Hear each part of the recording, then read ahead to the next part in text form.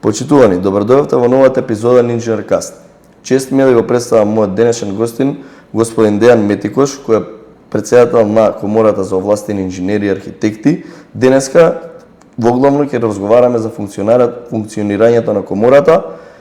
Почитуван претседателе, ви благодарам за вашата покана да бидеме денешни гости во вашата канцеларија. Се надевам дека ќе имаме интересна епизода која што ќе го задржи вниманието на јавноста. Чест ми е да ви денеска да бидете мои гости. Како би опишале Комората на овластени инженери и архитекти денеска и каде се наоѓа Комората во однос на својата улога и довербата во јавност? Вака, можам само да кажам дека Комората е институција која има свое 19 годишно постоење.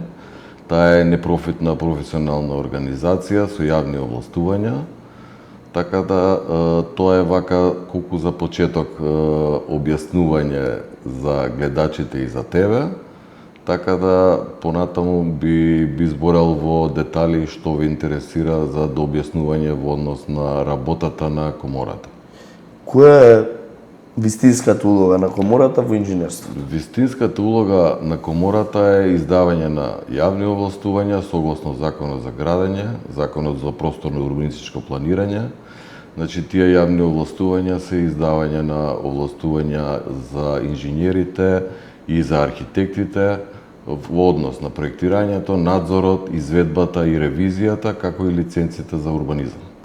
Колку денес Комората на овластени инженери и архитекти има влијание врз подготовка на законите и прописите што ја регулира инженерската професија? Јасно.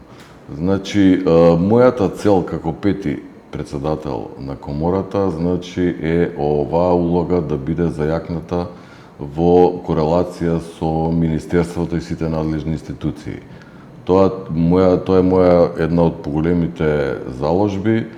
Значи, ние во изминатиот период од кога сум јас претседател, отприлике едно 7 месеци, значи имам многу добра релација со Министерството, каде што се залагаме за сите тие закони, регулативи, каде да ги подобриме, каде да сугерираме, бидејќи Комората е расадник на голем број инженери. Претпоставувам дека знаете дека Комората членуваат околу 4500 инженери, така да во корелација со Министерството ние даваме допринос и даваме идеи се што може за да се подобри законската регулатива.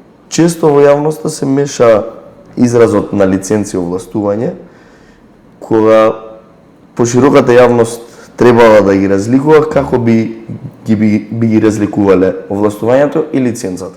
Па вака, накратко можам да објаснам дека Комората е фактички комора на физички лица, значи на инженери и архитекти. Што значи тоа? Тоа значи дека Комората издава овластувања за физички лица, додека лиценците ги издава Министерството за транспорт и тоа ги издава во однос на фирмите. Значи, си има колку овластувања или колку инженери треба да има една фирма, за да понатаму поднесе барање и добие лиценца за дали било проектирање, ревизија, изведба или надзор. Дали сегашниот систем за добивање на овластување е модерен и праведен? Па вака, има многу дискусии во јавноста, како во минатото, така и сега сигурно претпоставувам.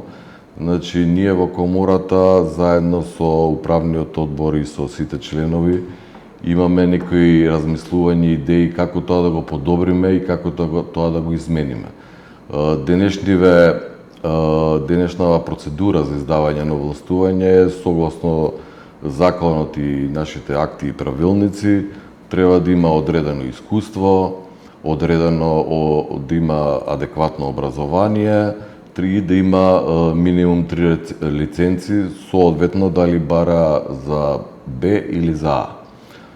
Сега, во околните земји и и на западот најчесто има полагање на стручен испит. Така да и тоа се размислува во комората, дали би било најправедно или секој инженер согласно своето знаење, образование и искуство, согласно и тој стручен испит, адекватно да добие овластување. Така да тоа се некои идни размислувања во однос на работата на комората. Што всушност значи да се биде овластен инженер? Кога гледаме од ваша перспектива, бидејќи нели знаеме дека за да се добие одредено овластување како инженери, потребни се одредени години искуство во одредената дејност, на пример за изведба, надзор. Така е.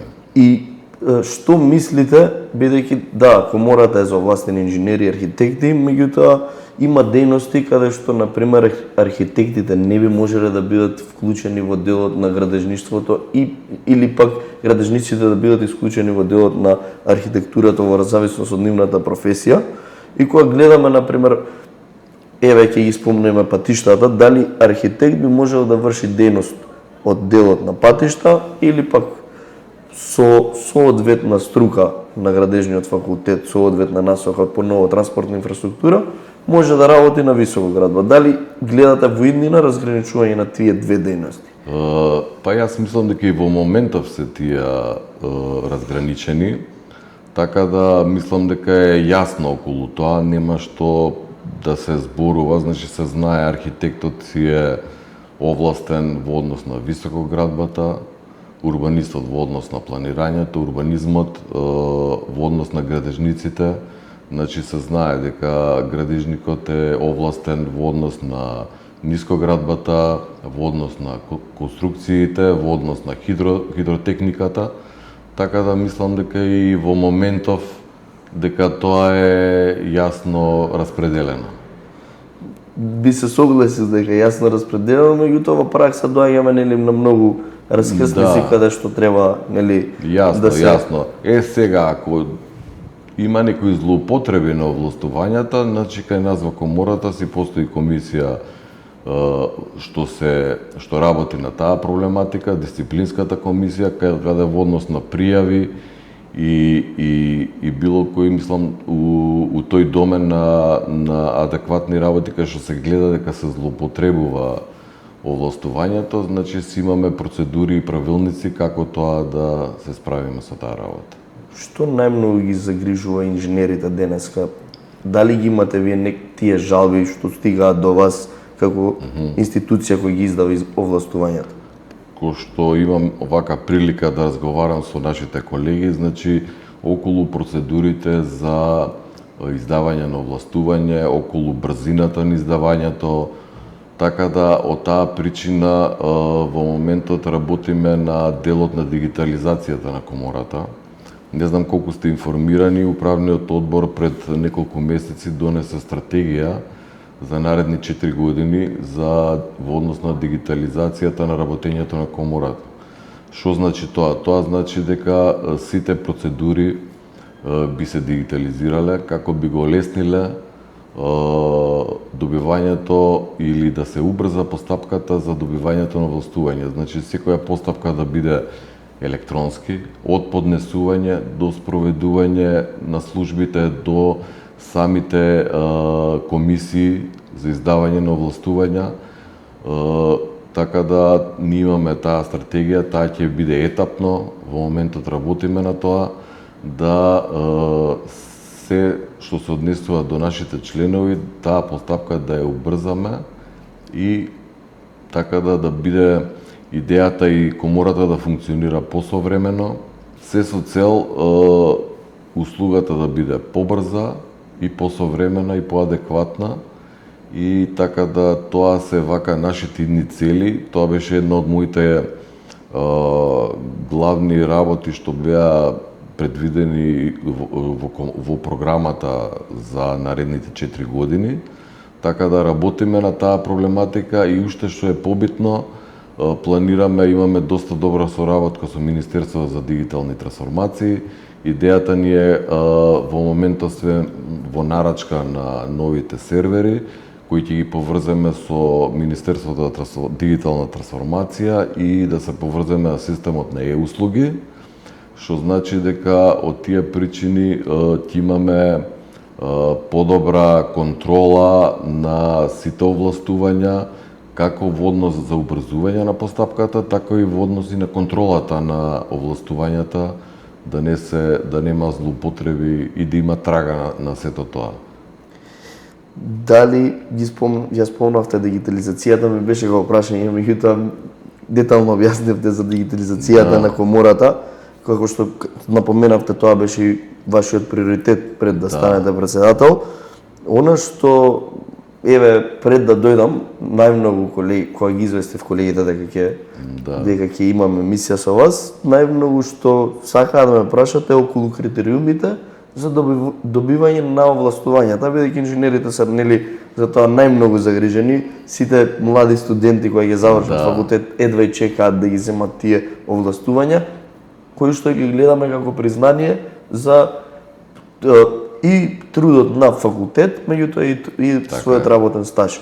Дали ќе има некои промени во критериумите, да кажам? Во критериумите сега моментално се формира комисија во однос на тие критериуми, се размислува во однос на стажот на самите инженери, колку треба да има за да добијат овластување. Претпоставувам колегите ги знаат кои се критериумите, тука не би зборел во детали, и евентуално некоја идеја имаме во комората, тоа е уште вакако во размислување, да можеме од сам факултет, завршување на факултетот да станат членови на комората, не за да добијат овластување, него работава е да ги придобивките што ги дава комората во однос на едукацијата, да не бидат спречени да ги посетуваат тие обуки, настани стручни, да можат после завршувањето на факултетот да можат да ги слушаат тие предавања, да се доедуцираат, да се дообучуваат. Така да тие се некои размислувања кои ги размислуваме во комората, се со цел за младите да ги задржиме во државата, да им придонесеме со обуки, така да кога ќе дојде време согласно стажот, кога ќе го добијат тоа овластување, да не се јавуваат никакви гапови. Јасно. Така да тоа е размислувањето. Не знам колку сте информирани од тие причини, и во последниве месеци доста меморандуми со соработка подпишавме со доста факултети, кои најбитни може да ги кажеме Машинскиот факултет, Архитектонскиот факултет и Електротехничкиот факултет и Универзитетот од Тетово, од причина што студентите да знаат кои ќе завршат факултет дека комората е нивниот дом. Што значи дека и да знаат дека комората представува некој мост меѓу академијата и бизнис заедницата. Тоа е идејата, значи комората да биде тој мост, бидејќи ние имаме доста активности со академијата, имаме добра релација и со бизнис заедницата, во однос на градежниот сектор се разбира, така да се што може да направиме како за вработување, како за обуки, за да можат луѓето, односно колегиве, да бидат спремни на пазарот и да напредуваат во својата кариера. Повеќе и да вредат. Повеќе и да вредат, се разбира. Да. Бидејќи ги напоменавте обуките, јас често ги пратам обуките кои што ги има комората, на некој сум бил учесник. Имаше обука, морам да ја пофалам, која беше за FIDIC договори, кој што многу не се зборува за тие FIDIC договори, меѓутоа би требало скоро секој инженер да биде инволвиран, според мене, бидејќи сите капитални инвестиции кои што се со поголеми капитални инвестиции, да ги наречам, се склучуваат договори со тие FIDIC договори. Во иднина, дали сметате дека треба да има и повеќе такви фидик обуки и било какви други обуки по европски стандарди. Јас би ве запознал вака дека што ни е целта, идејата и планот за идниот период. Значи со колегата Владко Михајлов што ги одржавме првите сесии во однос на фидик обуките, ние направивме еден начален договор тие обуки од септември месец да ги продолжиме. Значи тоа ќе биде еден серијал што ќе трае многу повеќе, значи во целиот мој 4-годишен мандат. Значи тука ќе во соработка со него ќе поканиме и странски предавачи за да биде малце и поинтересно за колегите, да биде од странство каде што ќе се навлезе подетално во делот на фидик обуките. Тоа истото можам и да го предвидам, да го кажам и во однос на проектниот менеджмент, што по моје лично мислење е многу битно, зашто водењето на проекти, поготово вие гледате дека во последниве години има доста капитални инвестиции во делот на големите проекти, автопати и така натаму, така да можеме младите инженери да ги обучиме, да им помогнеме за начинот на водењето на големите проекти. Како од самиот почеток до самиот крај. Тоа можам исто да го напоменам и во однос на BIM технологијата. Знаете, предпоставувам дека тоа во регионов и во западните земји е доста актуелен. Така да идејата е со наши колеги и колеги од другите земји да организираме BIM денови, да организираме некои обуки што би можеле да ги запознаеме не само инженерите, туку и адекватните институции, како што се Министерството и другите, дека мора да гледаме малце понапред и дека големите проекти би требало да се градат и да се проектираат со тие нови технологии, се со цел попрецизно проектирање, подобра изведба и на крај секако се разбира одржување на истите објекти што би се направиле во иднината. Тоа е еден животен циклус каде што мора ние да го спремаме, да го секој инженер да биде спремен на новите технологии. Тоа е и суштината на AI технологијата. Дали сметате дека AI технологијата ќе почнува да ја заменува инженерската улога? Видете, тоа моје мислење е дека таа технологија може да помага, да замени, ја мислам дека не може. Така да таа е алатка што може да помогне не само на инженерот, на било кој човек. Така да јас таа технологија ја гледам како едно помагало кој ќе може да помогне да во иднина некоја работа се забрза или се направи во пократок рок. Значи тоа е иднината, за тоа збориме ние и за BIM технологија и за тоа идејата дека тие технологии современи му помагаат на инженерот да ја заврши работата попрецизно во пократко време. Отворивме многу теми, меѓутоа за пошироката јавност, кога би сакала да ја запознае, каде може најдетално да ги прочита деталите за функционирањето на комората? Па вака, можам да ви кажам, значи во моментот се изработува новата веб страница на комората. Таа е во завршна фаза, во брз период нашите членови и останатите колеги ќе можат да ја посетат. Значи после 9-10 години, значи комората првата веб страница е 2017. Моето доаѓање на чело на комората од приоритет беше да се зголеми видливоста на работењето на комората. Тоа е и во да се види што поголемата транспарентност на работењето на комората. Од тие причини, значи, комората во брз период ќе ќе се види таа нова веб страна, кај што ќе биде со модерен дизајн, кај што ќе има многу новини, не би сакал многу да откривам, ќе видат членовите во брзо време. Значи, тоа исто така во однос на списанието пресинг, тоа можам да напоменам, тоа е списание, верувам сите членови го знаат зашто го добиваат.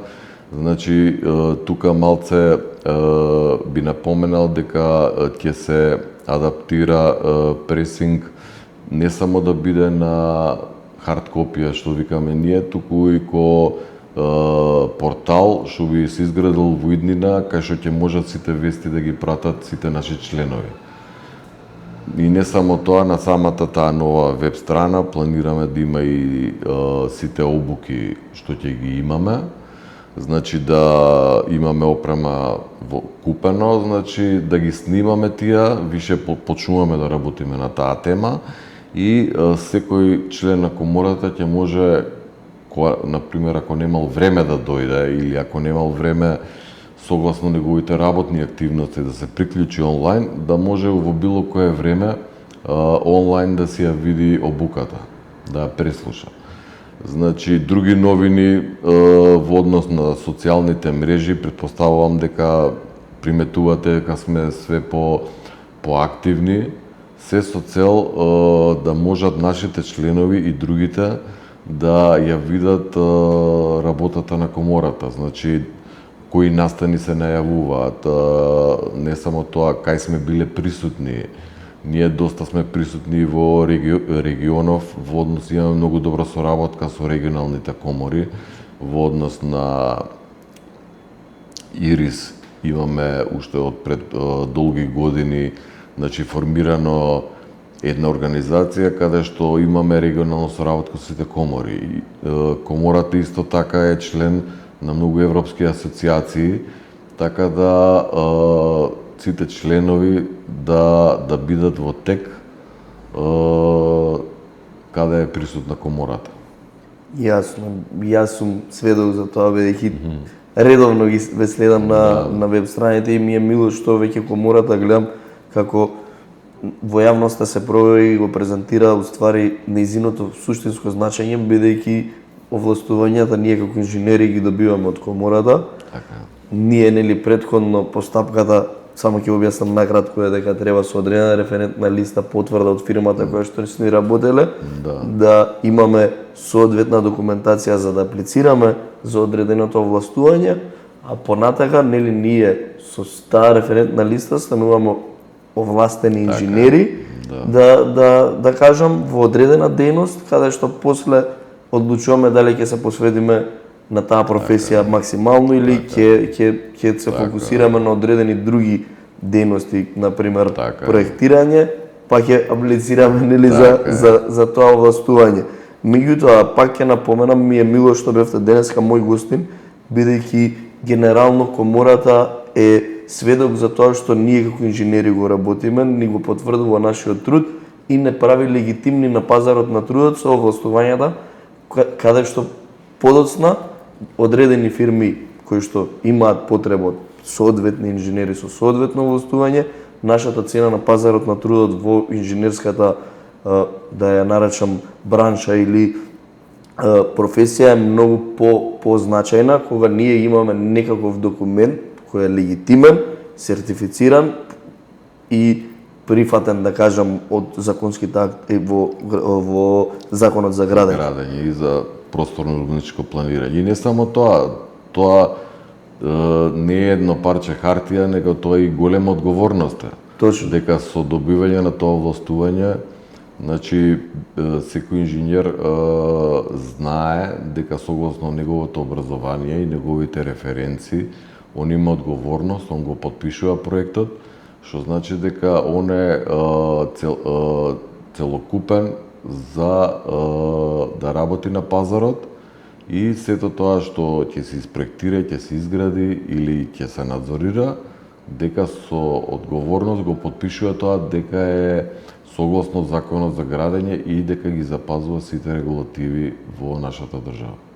Точно така, и јас ќе сум сведок, бидејќи искрено кога завршив факултет нели сега имаме промена бидејќи намален на 3+2, порано беше 4+1, па можеше со 4 години да се извадат повеќе овластувања. Така е. Сега сме ограничени со 180 кредити Да. на овластување без само за изведба. Тоа е одделот на градежништво, мислам дека и другите факултети машински електро не сум навлегол во тие овластувања, искрено. Да, ќе кај бидам- нив е малце другачие, зашто кај они се 4+1 Да, и да, кај тоа нив е ми беше. малце Старото инженерско Да, правило важи да. и тоа ми беше прашањето дали студентите кои што се 3+2 треба да очекуваат некоја измена во таа регулатива или ќе остане иста да може само да се работи на Б за изведба, овластување. Сега за сега остануваат истите услови, значи моментално